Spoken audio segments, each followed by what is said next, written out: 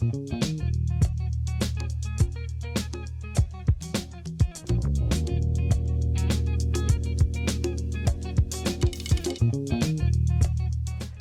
hello, hello. Happy New Year. 恭喜发财，新年快乐. Well, welcome everyone coming to the Peralta Community College District-wide Lunar New Year Luncheon. So I want to see show of hand. How many people celebrated Lunar New Year this past month? Either with family, friends, colleagues? Very good. There's quite a few of you. Well, for those of you who haven't, now you have. Celebrate with all of us. Yay! So I want to, anybody can take a guess. How many people celebrate Lunar New Year worldwide? The answer is actually 1/5. 1/5 of the world population. So it's about if it's 8 billion, worldwide, so it's about 1.8 billion people celebrate. Which sounds about right, because China's population is about 1.4 billion, and then with all the Asian all over the world that celebrate that, right? My name is Pumi Sayavong. I'm the senior researcher from Berkeley City College. I'm just glad to be part of this group, volunteering, helping out, and helping to celebrate Chinese New Year, Lunar New Year. And my role mainly here is just, I want to recognize everyone who's coming here to join us. I think in particular we have all the college presidents here, President Richardson, President Bajrami, President Besikov, President Johnson. Thank you so much. And in a moment, if you'd like to say a word, please come on up. We'd love to hear from you. And I also want to recognize we have, I think, 2 trustees. Trustee Quinlan, thank you for being here. Trustee Gonzalez-Wynn is there, right there. Thank you so much for coming here. And we have a lot of great people from the district office. We've got vice chancellors, we've got deans, we've got vice presidents here. So thank you again so much. And at this moment, before I recognize and introduce our chancellor, I just want to give all those people a moment if they want to say a word. Well, happy Year of the Dragon to everybody. Gong hei fa choi. And just want to say that this is really an exciting time for our district and as we go into the new year. And I was fortunate enough to get to take part in the Oakland Chinatown Lunar New Year celebration, as well as the one that the Vietnamese community and the Vietnamese Chamber put on. And they really appreciate our district and all that we're doing for our communities. So let's all keep up the great work, and with New Year's always come exciting possibilities. Thank you. I would like to introduce our chancellor, Dr. Tamil Gilkerson. Happy New Year, and thank you for being here with us. I just want to say thank you for being here. I think as I asked around, is Dr. Gilkerson the first Asian American chancellor of Peralta? And the answer was yes. So I think this year is especially important and meaningful for that reason. And we're so happy to have you here. I know you're a familiar face, but now in a different role, and we're so happy to have you back. So not only do I want to wish you a Happy New Year, but I want to welcome you back. We all want to welcome you back.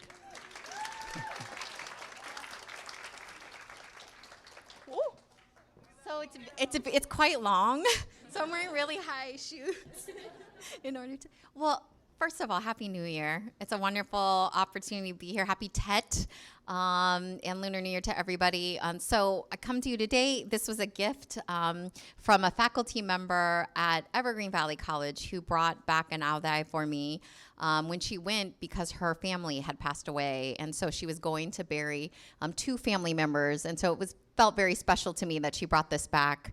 And so I was trying to decide, because I've been gifted over the years many different ceremonial dresses, so I hope to have many opportunities to show the diaspora of what is the Asian American and Pacific Islander community, and to celebrate that with you all. I want to acknowledge Trustee Gonzalez Yuen, who's here, and Trustee Lewis Quinlan, who are both here. I want to thank you both for being here and for supporting me in coming back to the district to be the chancellor. I take the role very seriously and appreciate it. So it's the year of the wood dragon, right? Who knows? You already did some. I'm sorry, I had to go outside for a second. Did you already do all the what the wood dragon is? No?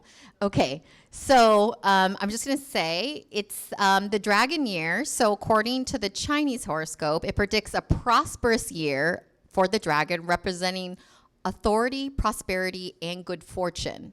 Well, every Lunar New Year is kind of like, and Tet is like good fortune, right? But so what I loved about the wood dragon year, and I think it's especially auspicious for us today, is that wood dragon year in 2024 brings what? It brings evolution, improvement, and abundance.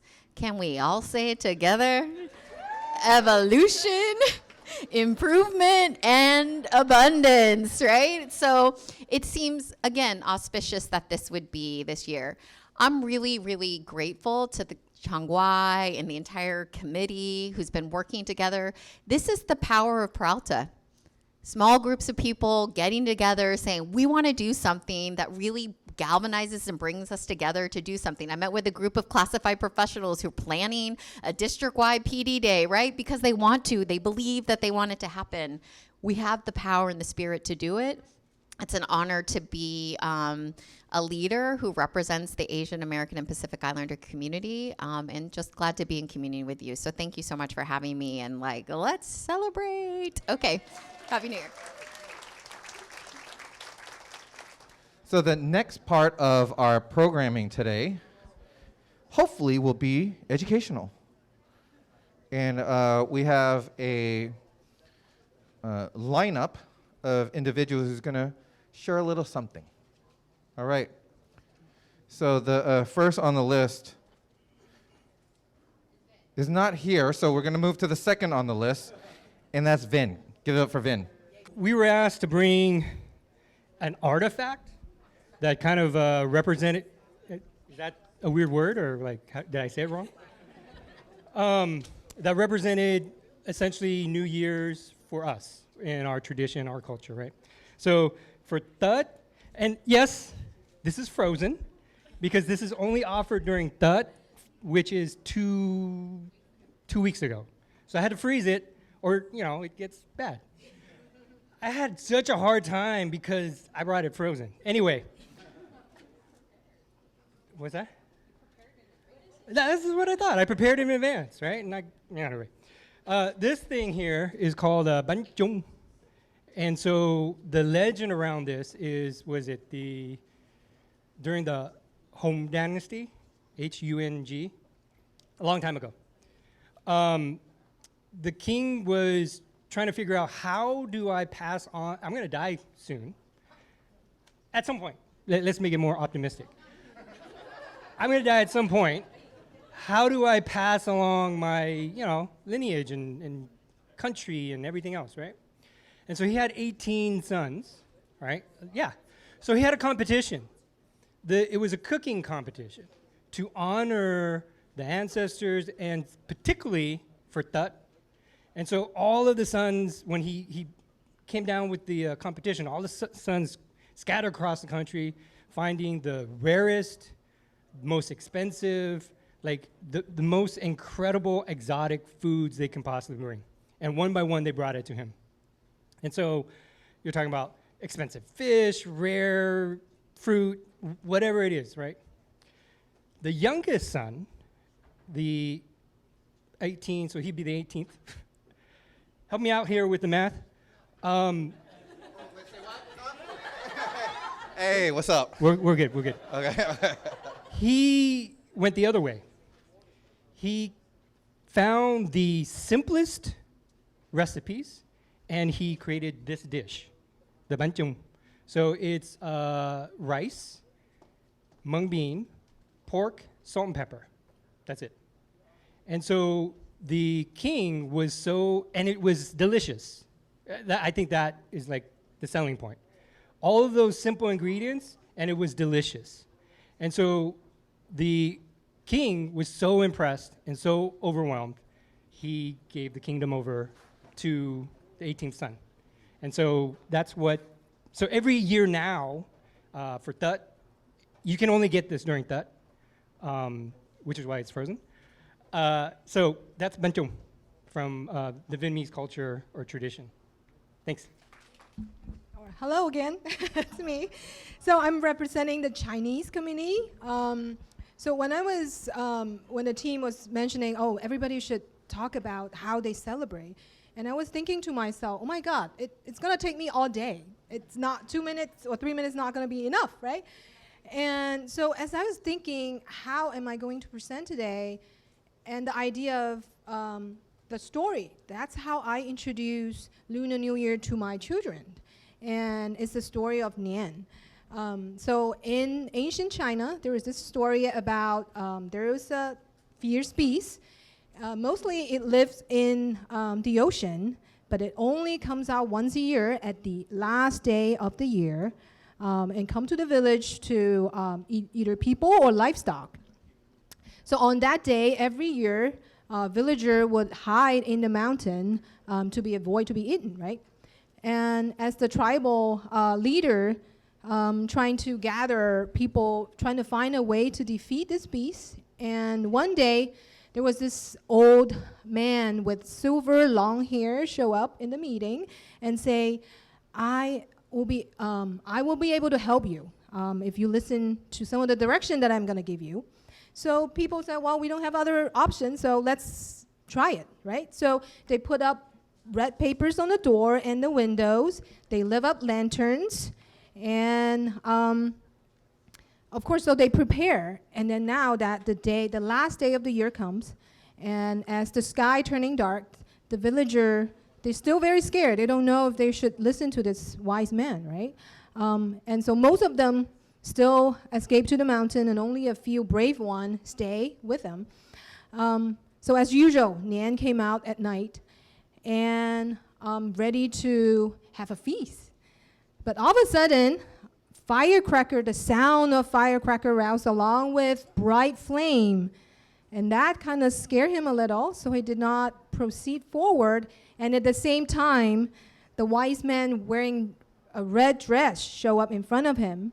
And that totally sent him into a frenzy, and so he ran away.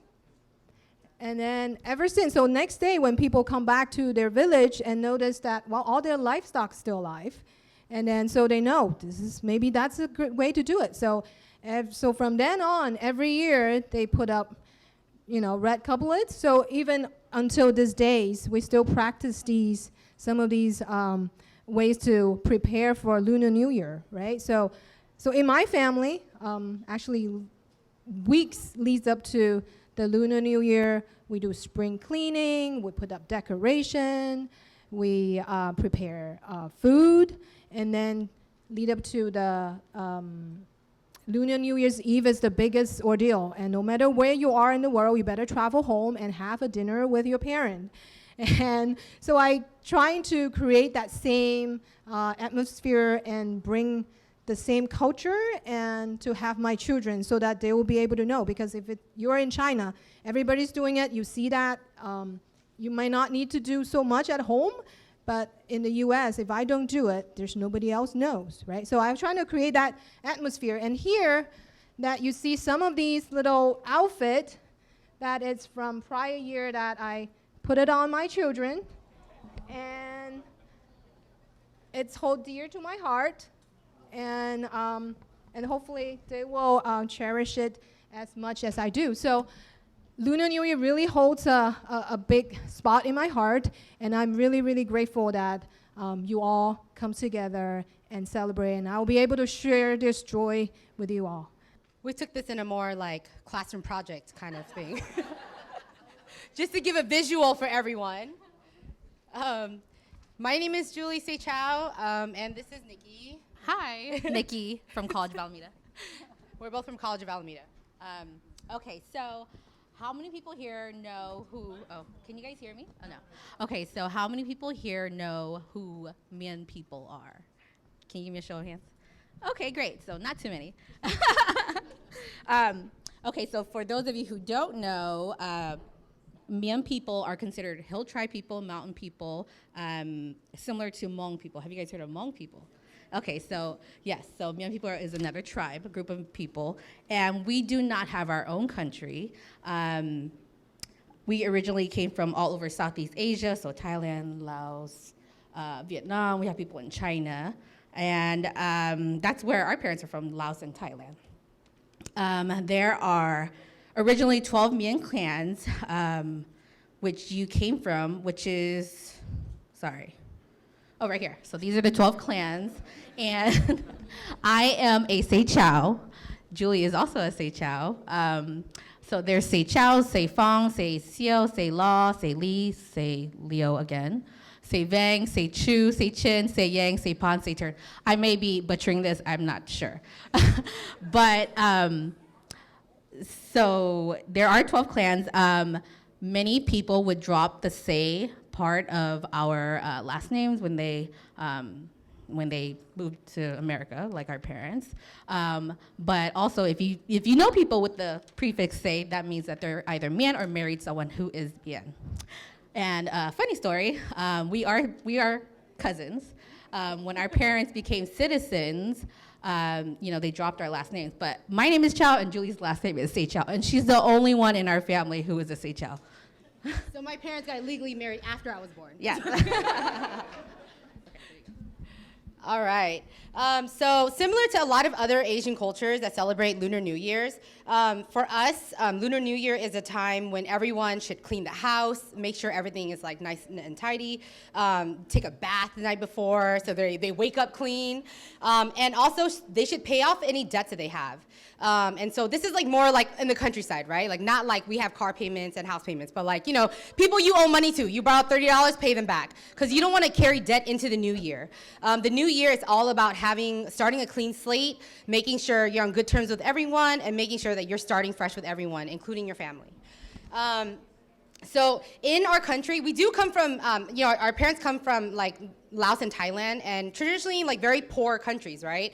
And so that's a day when New Year's is a day when everyone stops working. So nobody works on New Year's Day, which is like not traditional for a lot of families that are like farmers and stuff, right? Like there is no holiday. Every day is a working day, right? So New Year's is a day when no one does any work at all outside of the house. Everyone celebrates with their family, and basically like time stops for that day because they want to just like spend time with one another and just talk about their ancestors and recognizing the past and then welcoming in the new year.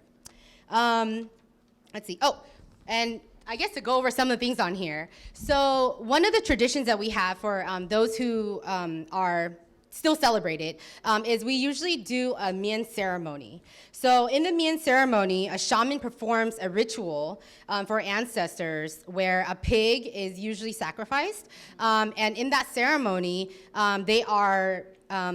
the pig is to symbolize like feeding our ancestors. So we're basically feeding them, making sure they're well fed, and then we're asking them to protect us for the next upcoming year. Like look over us, make sure, we have good health, no one gets sick, and like, give us all the wishes that you can. Blessings. And blessings, yeah. And so in the ceremony, we also burn spirit money. And so that money, it's like a special type of paper, and there's like this metal tool that they use to pound the money with. But the money is to basically give to our ancestors to spend. So we're like, hey, this is us wishing you guys well. Here's money you guys can spend. You can't spend the dollars we have here, but here's for you guys to spend over there. And so that's usually burned in the ceremony, in the Mian ceremony. And then after the ceremony's completed, then we basically create like a whole bunch of dishes with the pork that was sacrificed. So all the dishes that we make, and that's an example of kind of like the spread that we have, but everything is basically made with that pork. There's usually like, 10 plus dishes are made with pork, and everyone's just cooking. The whole house is like cooking and making sure that we're helping out. Another thing we have is, oh no, go ahead. Okay. So, like the red envelope, instead of giving the red envelope, we give red eggs because we're not wealthy people.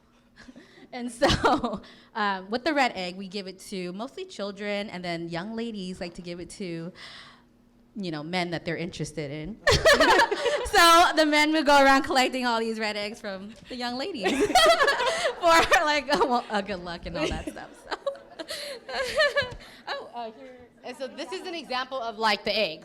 So my grandma helped me make these, but it's like basically around a net.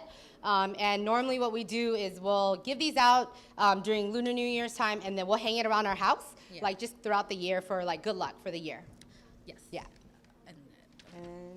Okay, and I guess to go over this board a little bit, so this is what Mien clothing looked like here. So traditionally, this is like what people wear back then.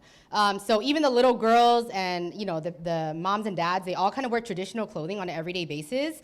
But in America, we don't really wear our Mien clothing anymore. The only time we wear it is for celebrations. So usually like New Year's time or weddings or big celebrations, you'll see the full gear here, which is an example of like what we wear here during celebrations.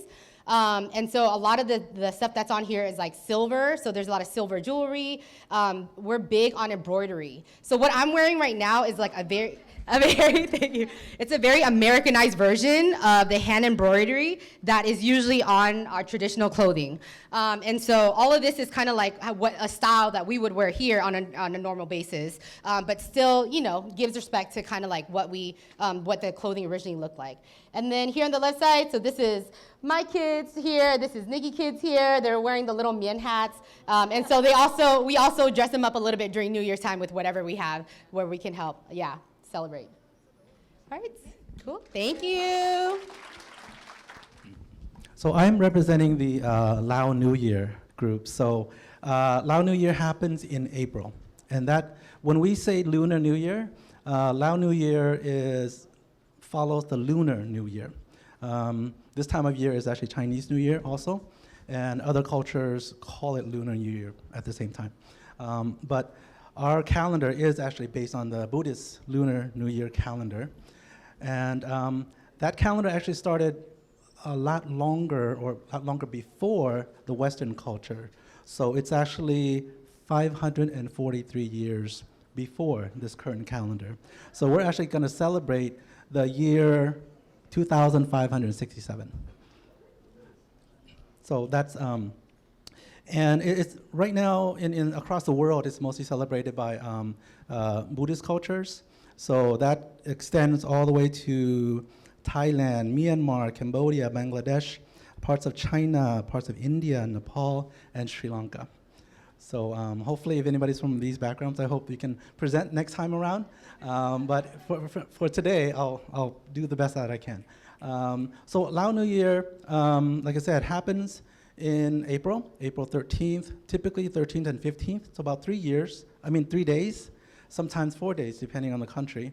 The first day is actually considered the last day of the current New Year. That is cause for celebration, so that's why we start on that day. The second day is actually called the Day of No Year. So it's in that gray area.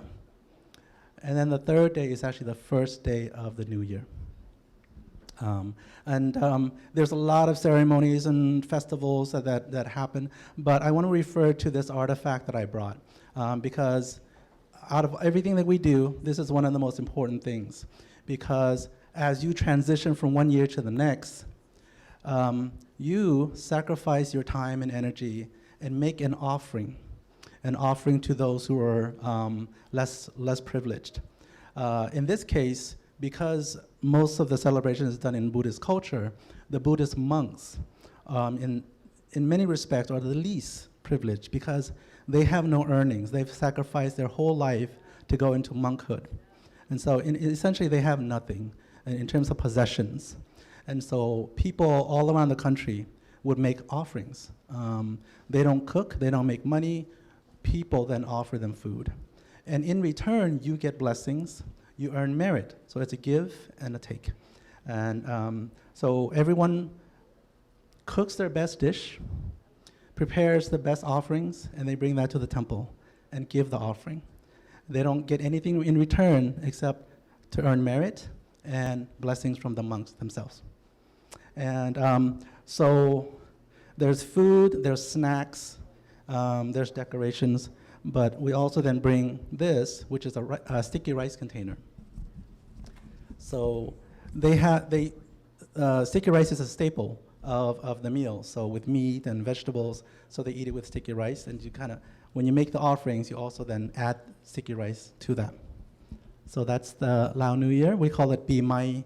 So mid-April, in the US, it's celebrated the whole month because they don't want to conflict with each other's schedules. So Merced and Sacramento and Fresno and Iowa. So everybody celebrates it, and so that's why you're going to see the celebration all, throughout the month. Okay, thank you so much. Hello, my name is Ava Lee, and I'm Chinese. So I just want to start with to ask the question for everybody. What do you know the most colors in this room at this moment? Red. You know what that means? For Asians and Chinese especially, red means wear off all evil. So that's why we're starting with red, to wear off all evil. So it comes back to Chong Wei's story, why it's red. When the creature comes from the sea, that was the evil. So when you're wearing red, so if you will notice, Chinese, a lot of them, everything's red during the Chinese New Year. Is to wear off at the beginning of the year, to wear off all evil. So the coming days will be prosperity for the entire year. Do you guys know what it means in that? The words? That means bless. Do you know what the three main combination of the bless in that wording?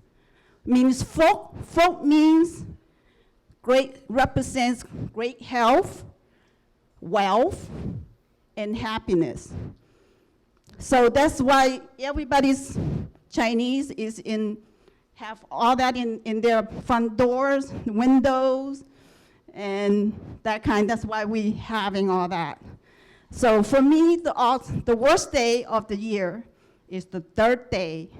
For me, I'm very superstitious on that day. And Deanna knows I do not come to work on that day. Because I was scheduled to be off for the entire week because of some reasons, deadlines I couldn't take off. So I told her, because that was the first day, that was falls on Monday, I told her I'm not coming to work. And that was the day I do not start work in the beginning of the year, so. So that's my story about, Chinese, and so red wear off all evil. Thank you. So that pretty much concludes our program today. I want to thank Trustee Quinlan, Trustee Gonzalez-Yun, Chancellor Gilkison, and our wonderful president. And especially, I want to shout out to the president that they are the one who supported funding for this event. And I also want to thank Mark and his team that taking pictures and video for this wonderful event. Especially, I want to thank the planning committee that had really, really short turnaround. We have a 6-week, 4 meeting afterwards, and we have this wonderful event here. So they are Vincent, Julie, Marisa, Jackie, Nikki, Pumi, and Joan. And I can't thank them enough. And also we have our wonderful student worker. Please stand up today. If you see all these wonderful decorations, he's the one who climbed up ladders. All right, but last but not least, I cannot thank all of you enough because we won't have an event without all of you. So I want to thank you for coming today, and I wish everybody happy, wealth, and good luck for the Year of Dragon. Thank you.